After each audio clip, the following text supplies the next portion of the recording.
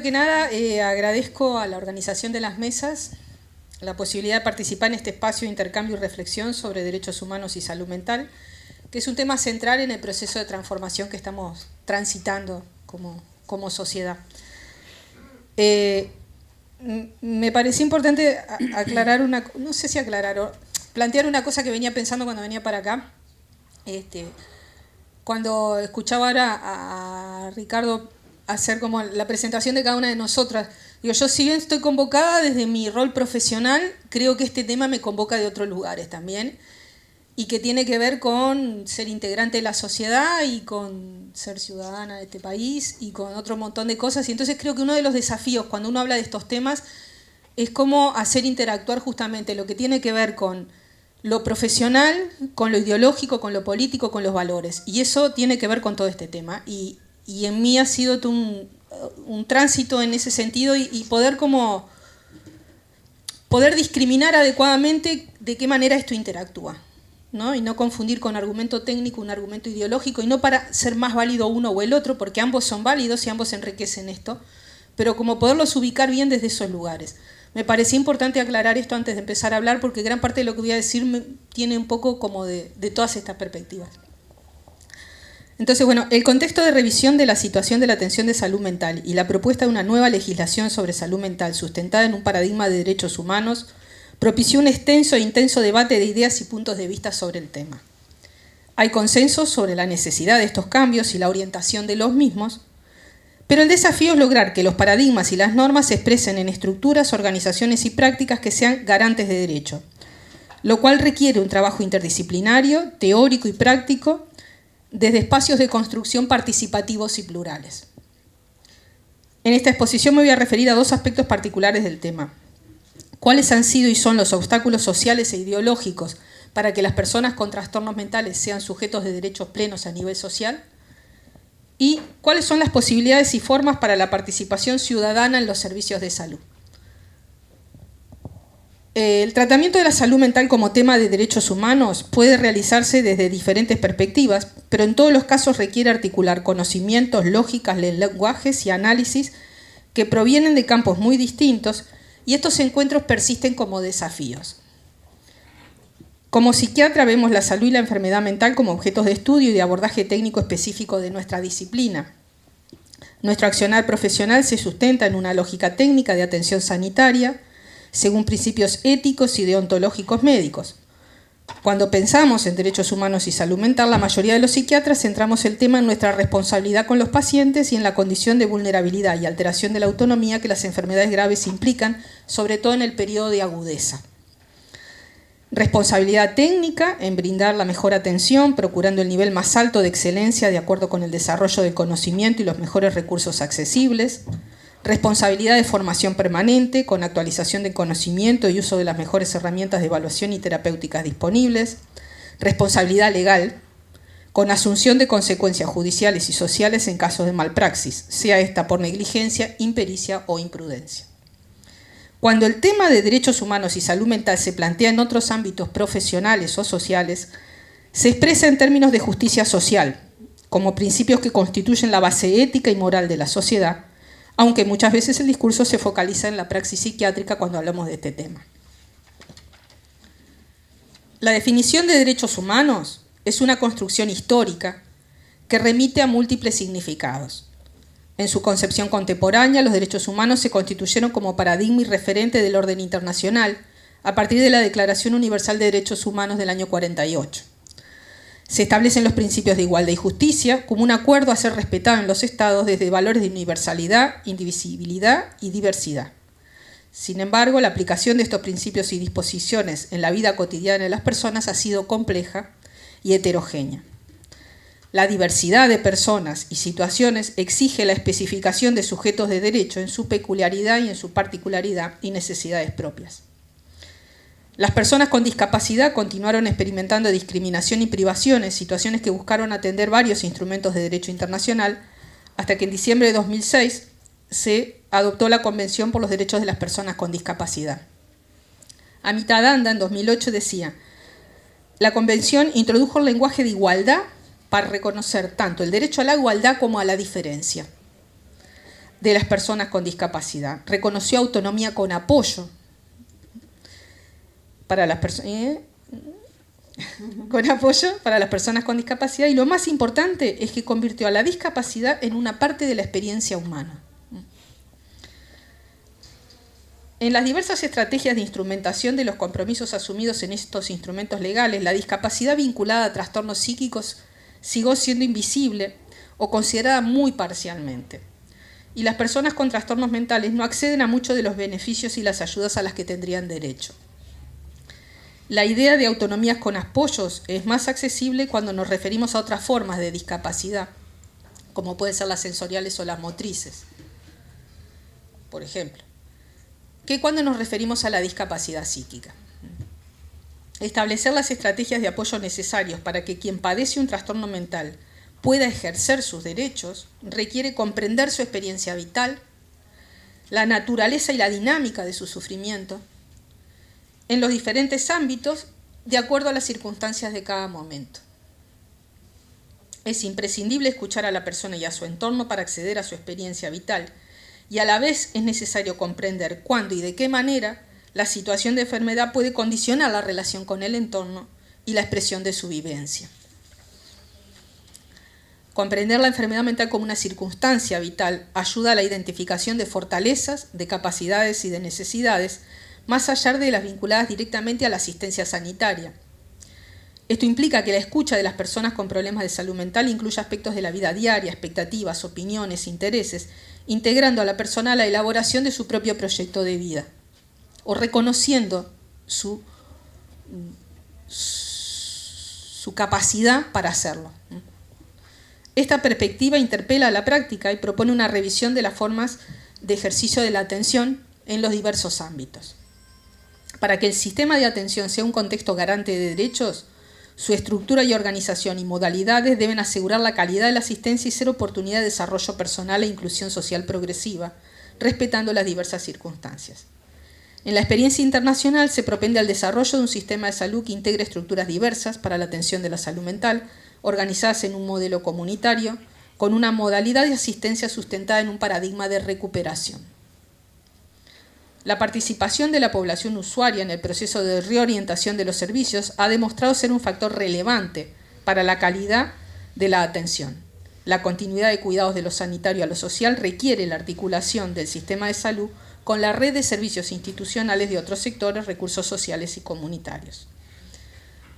Este proceso de transformación institucional y social, la participación ciudadana tiene un protagonismo central, y las experiencias instrumentadas a nivel internacional muestran que no es un proceso ni sencillo ni lineal.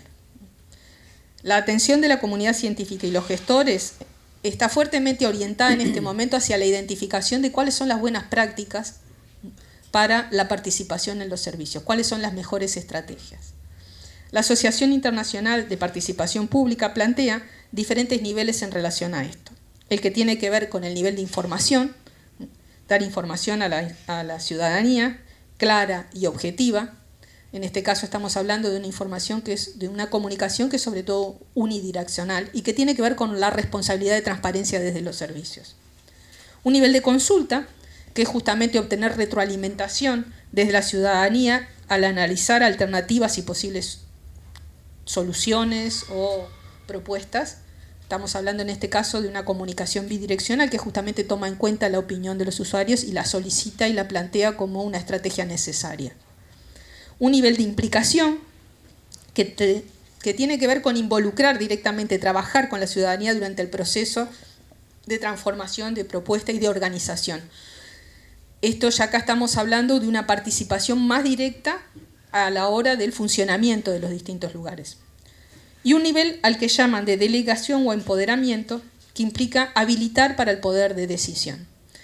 Cuando uno piensa en esto, yo creo que puede haber como implicancias de estos niveles a todos los niveles del hacer institucional, desde lo que puede ser la asistencia directa, esto de preguntarnos cada uno de nosotros en lo profesional, qué lugar damos a la toma de decisiones compartida, qué lugar damos a la retroalimentación justamente con respecto a lo que es la opción de cada uno con respecto a su propia vida, a la vez como nosotros habilitamos en esto lo que es nuestro punto de vista en una posibilidad de intercambio real.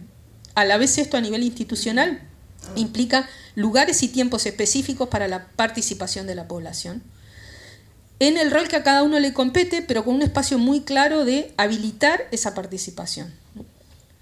A modo de reflexión final, me gustaría destacar que consolidar una atención de la salud mental de la población en clave de derechos implica la transformación hacia una sociedad inclusiva e instituciones participativas que requieren de un espacio colectivo de construcción sustentado en conocimiento y en respeto de los diferentes saberes y de las diferentes experiencias.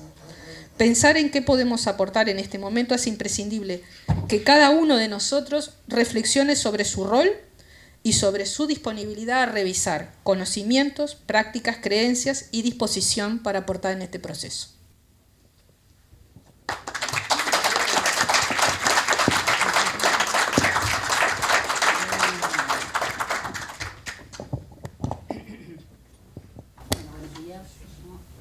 Buenos días.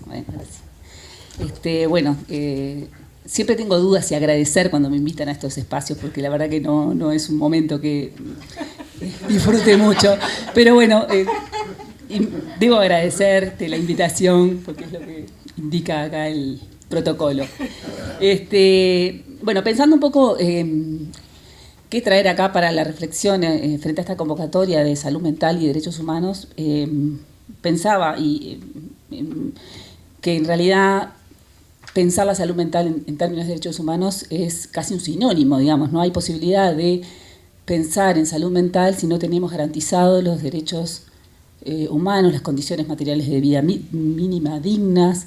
Esto implicaría pensar en una sociedad más justa, sin lugar a dudas, pensar en políticas universales de vivienda, un sistema de salud que nos cuide, un sistema de salud desmercantilizado, acceso a un ocio productivo, un ocio saludable. O sea, implica transitar hacia una sociedad más justa, sin lugar a dudas.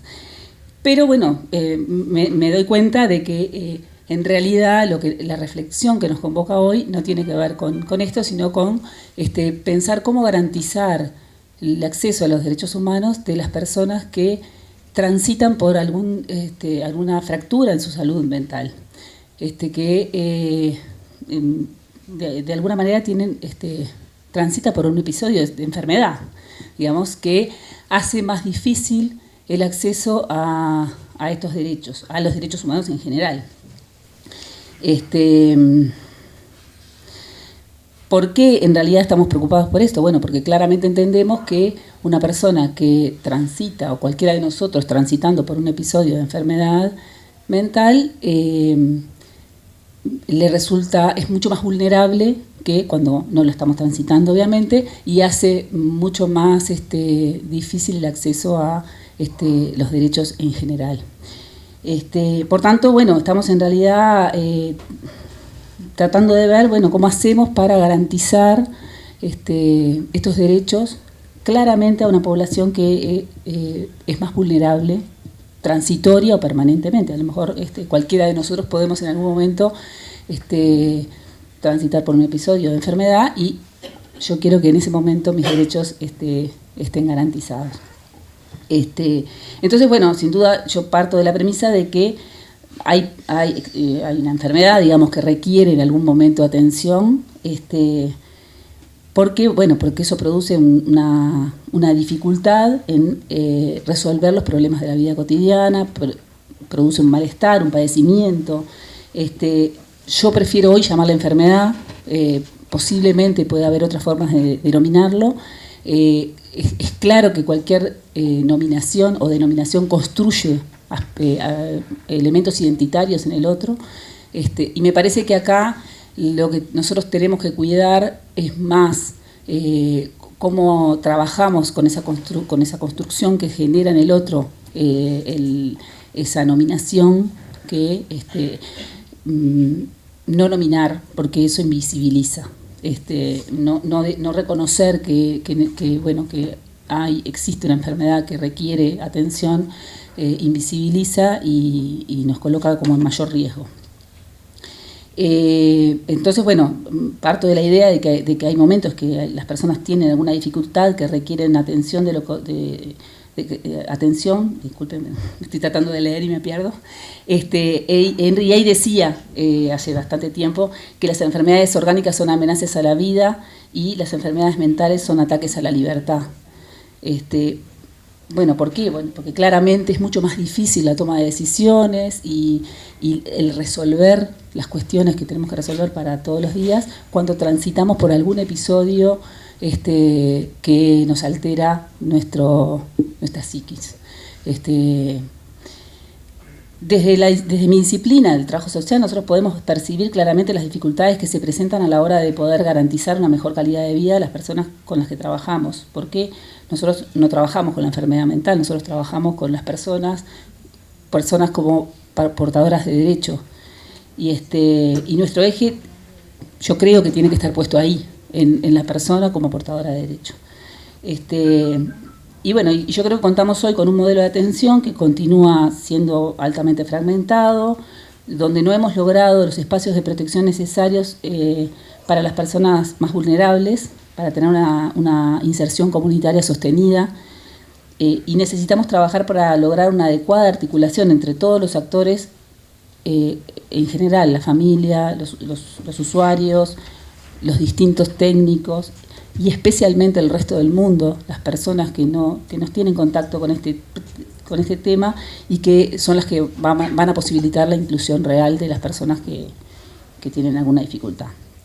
Por eso nosotros no creo que necesitemos solamente una ley de salud mental, sino un proceso mucho más intenso que involucre a toda la sociedad, porque la enfermedad mental tiene claramente dos componentes, los que están asociados a la propia enfermedad, a los síntomas, al padecimiento, al sufrimiento, y cómo la sociedad mira este tema, cómo la sociedad lo entiende, y eso hoy en día se constituye en lo que le llamamos estigma. El tener un padecimiento psíquico construye en el otro temores y una mirada claramente estigmatizada. Y yo creo que sobre eso tenemos que trabajar fuertemente, porque es quizás ese el obstáculo más grande para la inserción comunitaria. Yo creo que hemos avanzado muchísimo en las posibilidades de reinserción de las personas que tienen algún tipo de patología psiquiátrica, pero nos encontramos con muchos obstáculos en el entorno, en la vida misma, digamos. En relación entonces a cómo intervenimos, yo creo que necesitamos modificar varias cosas. Tenemos que continuar el proceso de tránsito del modelo más biomédico a uno biopsicosocial, que esto no es posible si no es en un abordaje interdisciplinario de verdad, un abordaje que efectivamente todas las disciplinas podamos estar interactuando, escuchándonos entre nosotros y llegando a poder intervenir desde esta mirada más integral, sin duda del abordaje hospitalario al centrado en la comunidad, que hemos avanzado en esto, pero precisamos avanzar bastante más, del tratamiento más pautado y protocolizado, una respuesta que surge de identificar qué es lo que le pasa al otro, cuáles son sus proyectos, sus aspiraciones, que implica esto una escucha activa y respetuosa de los proyectos que las personas tienen y también de su entorno. Una intervención a corto plazo a una intervención a largo plazo que permita el logro de un máximo de autonomía posible. De esta manera estaríamos proponiendo una mirada que se distancia de aquellas que piensan que estas personas no tienen ninguna posibilidad de recuperación o inclusión. Se plantea un proceso de transformación de la atención de la salud mental tendiente a garantizar una asistencia integral, centrada en la comunidad, fortaleciendo los espacios de rehabilitación psicosocial que permitan la permanencia integrada de las personas con trastornos mentales severos en sus comunidades, pero proveerlas de soportes, de apoyos y de oportunidades. O sea, que efectivamente existan en la comunidad esos soportes que permitan que esa integración sea sostenida y real. El proceso de desmanicomialización no significa solo dejar de internar. Podemos generar nuevas formas de manicomio fuera del propio manicomio, simulando integración y generando mayor frustración en las personas a las que se les plantea la necesidad de que se integren, que busquen trabajo, que vivan de manera autónoma, pero en definitiva no se generan las condiciones para que esto ocurra en el afuera, digamos. Se genera una nueva subjetividad, una subjetividad marginal de incapacitado socialmente, ya que no participa de ningún espacio socialmente valorado. Pensamos que una de las dimensiones que permiten pensar en la integración en nuestra cultura actual es la incorporación en el mundo del trabajo, pero no está siendo un espacio abierto a esta población. En general se hace un trabajo de rehabilitación importante, que genera las posibilidades de inclusión, pero a la hora de ingresar al mercado laboral esto no es posible y se generan como espacios de trabajo protegido, digamos, que terminan recluyéndolos a los mismos circuitos ofrecidos a las personas que tienen trastornos mentales. Hay muy pocas experiencias que las hay y son exitosas de inclusión en el trabajo de verdad, digamos. La dimensión laboral es claramente un soporte privilegiado en la estructura social, una estructura que ofrece otros sentidos, además de el del trabajo mismo, digamos, nos permite desarrollar redes de sociabilidad, generar contactos interpersonales, es sin duda un elemento normalizador del individuo en general. Esta no participación en el mercado de trabajo real genera circuitos en los que las personas transitan espacios que están solo destinados a ellos, lo que creemos que significa nuevas formas de encierro. Y esto nos conduce al segundo aspecto que mencionábamos al inicio, lo que refiere al tratamiento que la sociedad le da a las personas que son diferentes a lo que la norma establece. Es donde debemos trabajar fuertemente, porque si no modificamos la mirada que nuestra cultura tiene en relación a la enfermedad mental, más allá de cómo nosotros la nombremos, no hay posibilidades reales de inserción sociocomunitaria y por ende estamos vulnerando los derechos de las personas que padecen una enfermedad mental grave. Voy a empezar modificando la consigna por otra que me parece más interesante y sin intención de ofender, más inteligente también. Yo diría, respetemos todos los derechos humanos y acabaremos con los prejuicios. Aplaudo. Eso es para reafirmar, ¿verdad? Un poco a prepo la pretensión de hacer un cambio profundo adentro nuestro. Muchos tienen que cambiar, nosotros tenemos que cambiar.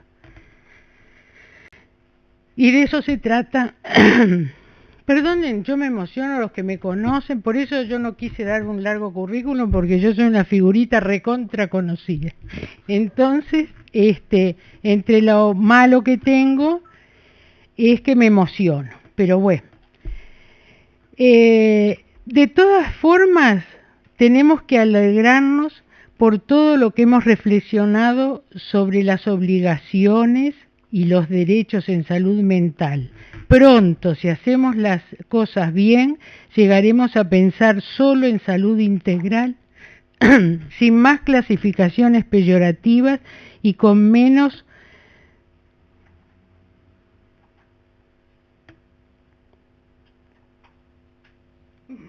¡oh, qué desgracia! Bueno, mejor no leo. Haremos sin clasificaciones peyorativas, sin frenos a las necesidades de las personas y con menos arrogancia. Mientras tanto, la situación de miles de uruguayos sigue siendo inadmisible, aislados de su comunidad y muchas veces condenados a vivir en encierros degradantes, presos por sufrir un trastorno mental severo. No solo en los asilos de alienados, y quiero hacer un pequeño paréntesis que les parecerá una cosa de sabionda, pero alienados, si ustedes saben lo que quiere decir, es extraños. O sea, tenemos un asilo de extraños. Esa es la primera categoría que es, no utilizo palabras ordinarias, que es deplorable. De ahí en más es lo que hacemos. Los que tratan el asunto de los extraterrestres no pudieron utilizar la palabra alienados porque ya la tenían los locos. Entonces los llamamos alienígenas, ¿verdad? Que es más fino. Tienen en el gen algo extraño. Y en cambio nosotros somos unos locos de porquería que tenemos el derecho de sacarlos bien lejos en asilos de alienados, en pensiones de mala muerte, en casas y en una cantidad de lugares donde son sometidos a una vida degradante, indigna, solitaria y triste. Y todavía hay gente que cree que con algunos remiendos las colonias de alienados pueden volverse lugares decentes. Me voy a centrar en la salud mental con todos los derechos humanos y sin prejuicios, que sería entonces la salud integral de nosotros, de nosotras, en última instancia, de todos los habitantes del Uruguay, sin restricciones ni salvedades por lugar de origen o residencia, por diagnóstico, sexo, edad, grupo social, educación, situaciones económicas, etc. Ahora, el Uruguay en la letra, hoy estamos peleando por una ley, ayer se aprobó una parte del Parlamento, aprobó la ley, grosso modo, aunque algunos no entendieron nada, pero aprobaron porque la mayoría aprobó. Bueno, el Uruguay en la letra no está desprovisto de leyes, constitución y muchos acuerdos y convenios zonales e internacionales, disposiciones, etcétera, más el arduo trabajo de la Institución Nacional de Derechos Humanos y Defensoría del Pueblo para que se cumplan y se respeten todos los derechos consagrados. Nuestro país firma sin reservas la Convención Internacional de las Personas con Discapacidad que obliga a los Estados partes a promover, proteger y garantizar el pleno disfrute de los derechos humanos de las personas con discapacidad y asegurar que gocen de igualdad plena ante la ley. Como ya dijimos, Uruguay firma sin reservas la Convención el 3 de abril del 2007 y ratifica el 11 de febrero de 2009 y finalmente firma el protocolo facultativo el 28 de octubre de 2011. Tenemos toda una carrera impecable de firmar, refirmar, poner sello y que se apruebe y es ley en el país. Todo eso es ley en el país. Estamos peleando por una ley, pero tenemos casi todo en nuestros acuerdos internacionales. Pero bueno, mejor tener una propia. Si es uruguaya, capaz que es mejor que esas internacionales. O en fin, o nos convencemos que nosotros lo pensamos y lo vamos a llevar adelante. Siempre es bueno eso. Entonces, sin embargo, a pesar de firmas, refirmas, ratificaciones, etc., según los organismos internacionales, claramente el Uruguay no cumple o aplica la letra de la ley. No es algo que digo yo, lo dicen esos señores que son medios como inspectores del mundo, ¿verdad? Y que opinan con trayectoria, con conocimiento de causa, con experiencia y con el deseo real de que se cumplan con los derechos, con el respeto de los derechos humanos, de la independencia y todo lo demás de las personas, de los estados que entran dentro de este mundo internacional. Entonces, por haber firmado y ratificado lo dispuesto por la Convención Internacional sobre los Derechos de las Personas con Discapacidad, los principios rectores de dicha convención son ley en todo nuestro territorio nacional. Las disposiciones básicas de esos principios tienen como objetivo promover, proteger y asegurar el pleno goce en condiciones de igualdad de todos los derechos humanos y libertades fundamentales de todas las personas con discapacidad y promover el respeto de la dignidad humana. Fíjense, el respeto de la dignidad humana, y nosotros tenemos miles de personas que la palabra indigno sería casi un premio. La autonomía individual, incluida la libertad de tomar sus propias decisiones. Escuchen, usuarios del sistema, ustedes tienen derecho a tomar sus propias decisiones.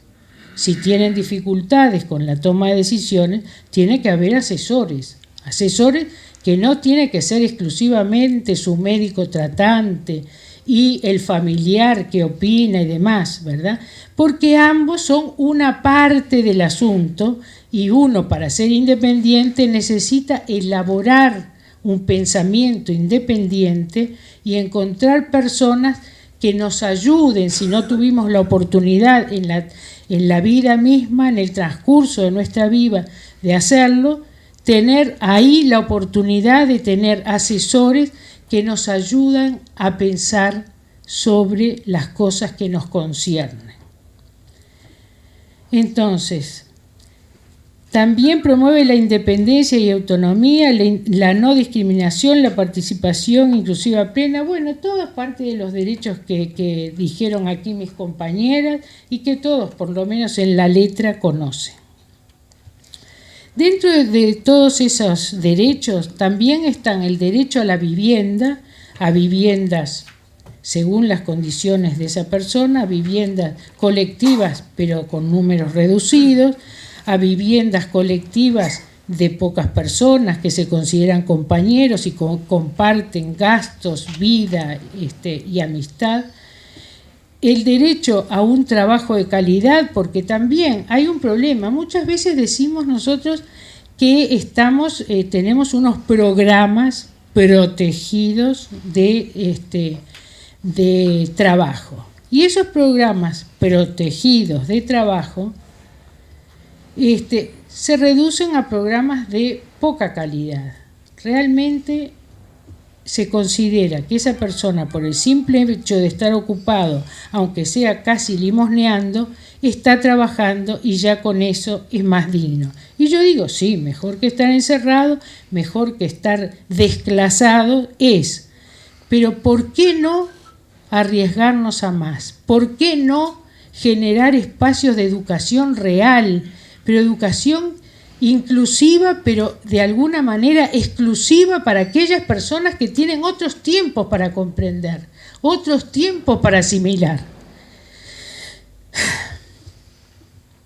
y otros tiempos para lograr lo que quieren? Entonces, muchísimas gracias. El derecho a la participación está muchas veces coartado por la interacción entre las personas con trastornos mentales y las barreras creadas por actitudes y entornos que dificultan esa participación plena, inclusiva y efectiva en la sociedad, por esos prejuicios que buscamos desterrar en los otros y en nosotros mismos también. Las personas con trastornos mentales durante su tratamiento y proceso de recuperación tienen derecho a resolver y opinar sobre todo lo que les concierne y a ser asesorados cuando así lo deseen por especialistas, tanto los propios interesados como sus familiares. Tanto los usuarios como sus familiares tienen derecho a ser consultados, escuchados y a ser respetada su opinión sin tutorías. Además de defender los derechos humanos fundamentales de las personas en el caso de la salud mental, creemos que toda persona tiene derecho a ser tratado con celeridad y seriedad por el equipo multidisciplinario para evaluar el mejor tratamiento para esas personas y en las mejores condiciones, y que implique el menor tiempo de internación en el caso de que no quedara otro recurso. Toda persona diagnosticada como padeciendo un trastorno mental severo será derivado apenas se pueda a integrarse a un centro de recuperación que deberán ser obligatorios en todo el Uruguay, que por si no lo saben, son muchos los departamentos nacionales que no tienen ningún tipo de sistema de recuperación, algunos que tienen unas migajas, ¿verdad? Y otros algunas confusiones bastante serias.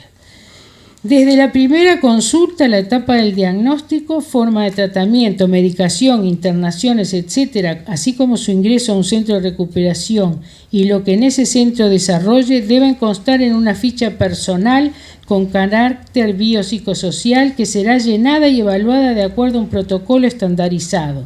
Con eso se evitarán los usuarios flotantes que están siempre reiniciando un proceso, saltando de un centro al otro. Los familiares somos una parte muy importante en todo ese proceso, pero nuestro amor y también, aquí viene otra para que llore ya, pero nuestro amor y nuestra frustración no nos permiten ver con claridad. Al principio estamos invadidos por esta tormenta que nos arrastra.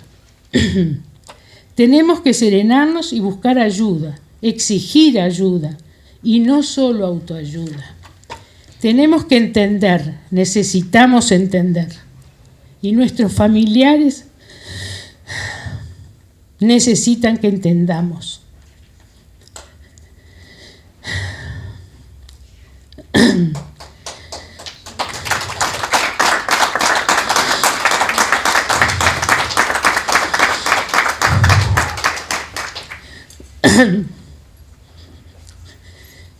A pesar de todo, voy a terminar. Nuestro querido familiar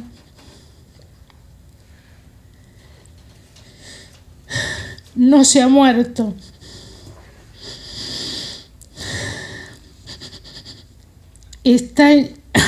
El mío ya superó esto, pero yo lo supero con dificultad. Está encerrado en un mundo árido, solo. Y nosotros lo estamos mirando, midiendo, asustados y frustrados. Y ese ser que queremos se queda más solo. Se aísla más porque nuestro miedo y reproche lo asustan e irritan. Perdonen un segundo. Se me arruina la sombra de los ojos, pero bueno. Todo tiene su precio, señora. Todo tiene su precio. Bueno.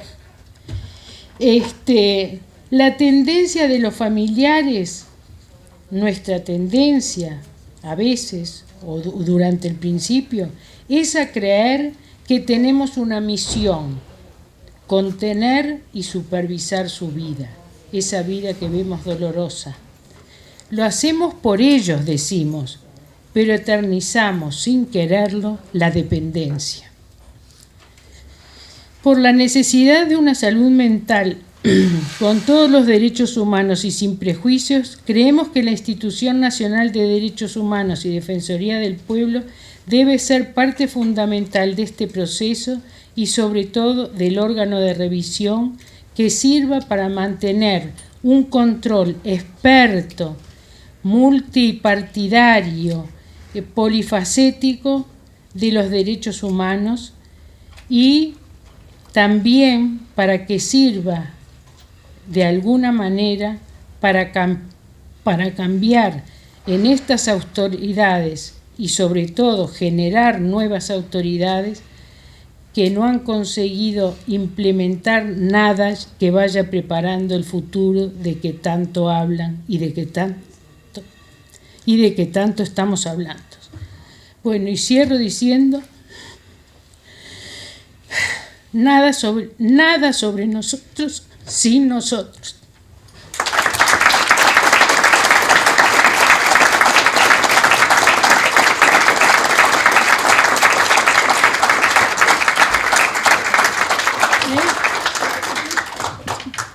Bueno, salud por todos ustedes y además festejemos que Uruguay empató, tenemos un punto más, y también que más o menos como se pudo, pero se aprobó ya una parte de la ley en el Parlamento, que también quería decir esto. Hola, ¿qué tal? Hola, Sandra. No es una pregunta, es un agradecimiento. Yo fui paciente de Sandra Romano desde los 16, tengo 35, tengo una patología bipolar y Sandra, yo quería venir a la conferencia para agradecerte porque siempre me dijiste, vos podés estudiar y soy médica. No hice especialidad porque no me quiero complicar la cabeza y porque es mejor ser generalista para saber un poquito de todo. La plata no me importa teniendo salud, pero no tengo salud tampoco. No importa, las caídas, se cae y se vuelve uno a levantar. Y siempre me gusta una frase que tengo como logo en el Facebook, estoy pintando al óleo. Aunque el sol no se vea, el sol siempre está. Y para la familiar, y no sé si también trabajas en la salud. Sí, sí, pero no di mi currículum completo porque me pareció que lo que importa aquí... Porque da lo mismo. Ahí está. Entonces, sí, me emocioné mucho junto contigo porque también pienso en mi familia. Yo he tenido como 9 internaciones, la última en agosto. Trabajo en la RAP, trabajo en CASMO y logré trabajar, tengo una casa, pago un alquiler. Lo que sí les puedo aclarar, como decía la socióloga, ¿no? Trabajadora social, perdón. La discriminación ni para yo no la voy a ver, me voy a morir antes de que vea que no discriminen a los pacientes psiquiátricos. Cuando yo trabajo y viene un paciente psiquiátrico me hace espejo. Entonces trato de que no se vaya porque el paciente psiquiátrico no puede decidir. Y toda enfermería y todo el mundo dice, déjalo que se vaya si se quiere ir. Y esas cosas chocan. Y hablando en castellano, a lo bestia, es un huevo ser paciente crónico y estar del otro lado y de este lado. Pero se empatiza mucho. Y la que me... Porque cuando te preguntaba, ¿sigo? Vos me decías, seguí. Sandra Romano, sos una excelente psiquiatra. Te conozco solo a ti, pero por lo que hablaron los demás, están muy comprometidos con que bajen los prejuicios. Pero yo siempre dije que desde que estudiaba medicina, la salud biopsicosocial es un cuento chino. Pero muchas gracias.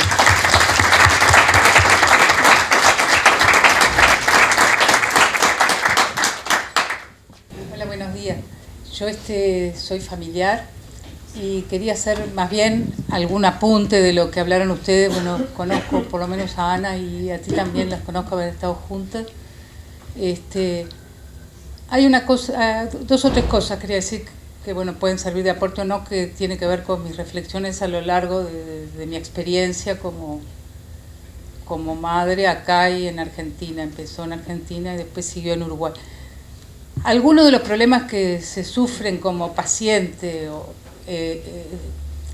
con el tema de la decisión, de la información, de que no seas tratado como una persona, como un menor, entre comillas, o como una persona que no puede decidir, son de toda la medicina.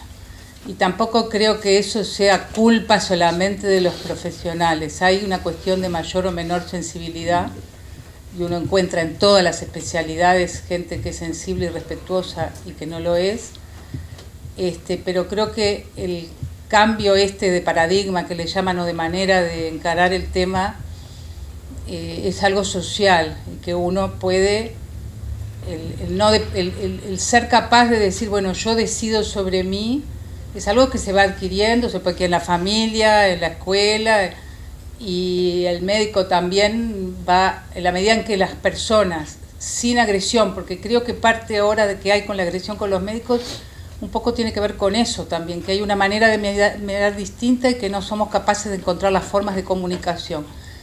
Y yo a veces pienso también que en ese sentido los médicos estarían bastante aliviados si en una cantidad de aspectos tuvieran apoyo cuando hay que comunicar a una persona que tiene una enfermedad terminal o todo eso. A veces sabe mucho de oncología, pónganle, y de tratamientos oncológicos, pero no saben cómo decirle a esa persona. Entonces ahí me parece, y lo mismo la verdad revelada, la ciencia avanza, va para atrás, da vuelta, bueno, eso me parece que si bien en la salud mental nosotros lo sufrimos especialmente, los pacientes y los familiares, no es solo de la salud mental. Me parece que se da en muchos rubros y que es una cosa que tiene que avanzarse desde distintos lados y bueno, sobre todo también con el ejercicio que hace uno de sus derechos y de su propia libertad, que la palabra libertad a veces está como, o sea, son tantas los condicionamientos para vivir en esta sociedad que es compleja, que el tema de la libertad también a veces está como muy matizado o limitado por diferentes cosas. Ese es uno de los apuntes que quería hacer. El otro apunte tiene que ver con el personal que trabaja en los lugares de internación y de rehabilitación. Por ejemplo, en el Vilar de Bo las enfermeras no tienen apoyo, por lo menos la última vez que pregunté no hay un apoyo, digamos una contención, no sé si los médicos tienen, o sea, el personal de salud y el mejor, no siempre está contenido, no siempre le dan las herramientas para... muchas veces tienen que aprender solos determinadas cosas, igual que los familiares. Y por otro lado también son responsables cuando hacen las cosas mal en cuanto a lo que pasa en Uruguay respecto a todos los estratos de la sociedad. No solo es responsable los gobernantes, también son responsables los empleados, los obreros, en estas cosas. Me parece que no aceptar la responsabilidad que tiene cada uno en su lugar es también una manera de aceptar paternalismos y de no hacer ejercicio de nuestros derechos. Por eso mismo me parecía importante que, si bien es fundamental que luchemos y que tratemos de todas maneras de avanzar en que se comprenda lo que es el tema de la enfermedad mental, del trastorno, de la patología, como queramos llamar. El lenguaje va a cambiar, cuando cambie la sociedad va a ir cambiando el lenguaje y vamos a encontrar las palabras.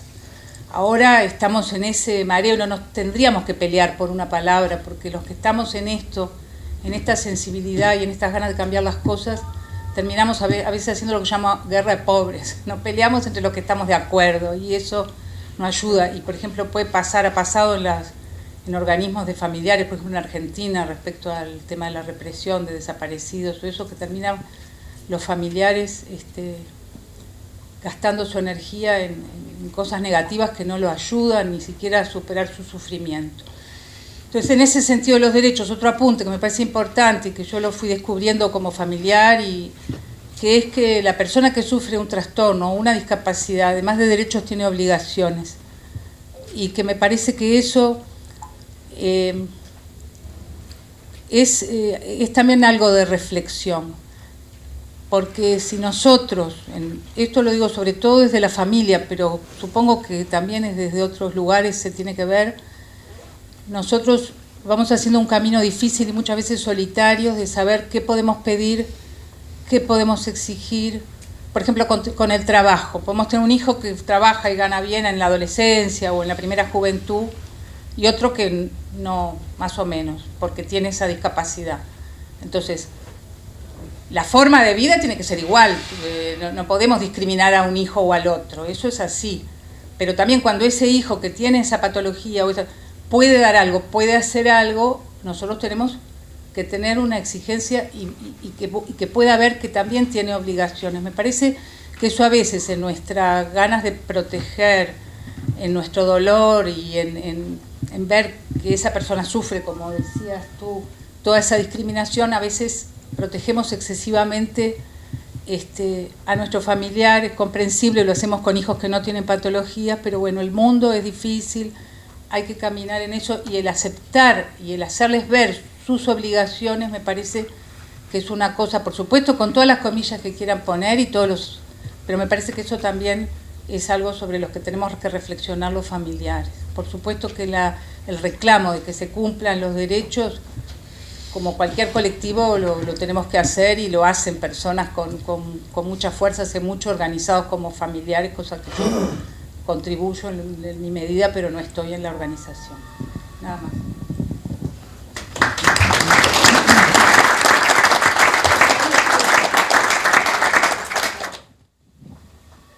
Hola. Bueno, por un lado, felicitar realmente la iniciativa de Salud Mental Sin Prejuicio. Me parece muy oportuna porque, como se decía ahora en la mesa, efectivamente hay que festejar que estamos a la puerta de un cambio de la normativa nacional, y realmente, como decís vos, Ana, en realidad esta normativa viene ratificada, firmada, aprobada, etcétera, a nivel internacional por el país hace muchos años, pero bueno, no es en la primera área que nos pasa, que tenemos a nivel internacional ratificado, firmado, aprobado, convenciones y normativas que nos cuesta mucho integrar, y que sabemos que la aprobación de esta ley es un paso más, muy importante, pero es un paso, y que en realidad, como se repitió acá, ahora es un paso que es parte de un proceso, que es un proceso muy largo, que venimos dando también como sociedad, y que tardíamente, pero llegamos, nos habilita ahora a estar a la puerta de una nueva ley. Pero el trecho que nos queda en este proceso todavía es muy largo, porque lo que nos queda es cambiar todos. Y estos son procesos que no son sencillos, pero tampoco son imposibles. Hemos cambiado en otras áreas también nuestras cabezas, con dificultades, con resistencias, con pasos adelante y pasitos para atrás, pero en esta área de salud mental creo que tenemos todos todavía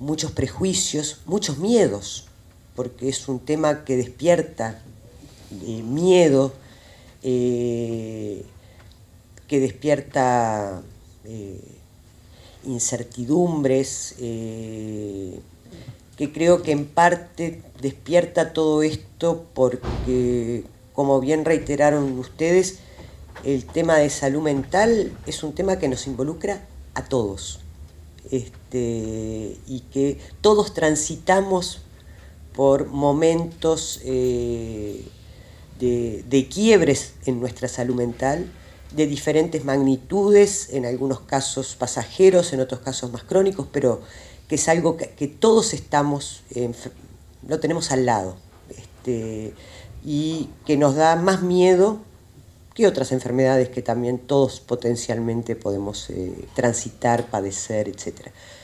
Entonces me parece que el desafío, y en eso de verdad saludar este tipo de actividades, porque me parece que colaboran en ir levantando las piedras del camino para efectivamente ir avanzando en un cambio que es en nuestras cabezas, que es un cambio que tenemos que procesar todos y que pasa por las instituciones, desde el Ministerio de Salud Pública, pero también el Ministerio de Trabajo, el Ministerio de Vivienda, el MIDES, el BPS, o sea, son una cantidad de instituciones que tienen que cambiar la mirada. La Universidad de la República tiene que cambiar la mirada, pero todos los ciudadanos y todas las ciudadanas tenemos que cambiar la mirada también para que sea posible que las instituciones cambien esas miradas. Entonces, y para eso vamos a tener que hablar, transmitir, discutir mucho. Tenemos ahí la ley, pero bueno, ponerla en marcha y realmente que el cambio de paradigma eche raíces va a ser un proceso que va a implicar mucho trabajo todavía, y bueno, vamos a tener que seguir trabajando. Pero ver que se avanza no es poca cosa, así que bueno, felicitaciones a todos.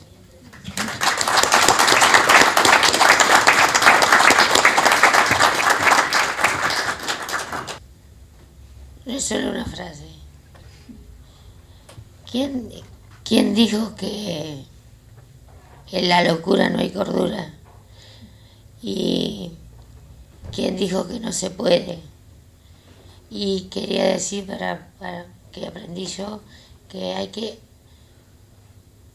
hacer empoderamiento de la enfermedad, uno mismo también tiene que cambiar y no autodiscriminarse, porque uno se autodiscrimina muchas veces. Y eso se aprende con el tiempo. En 20 años ya más o menos vamos viéndolo. Y bueno, mucha suerte a todos los familiares, y los médicos somos de terror.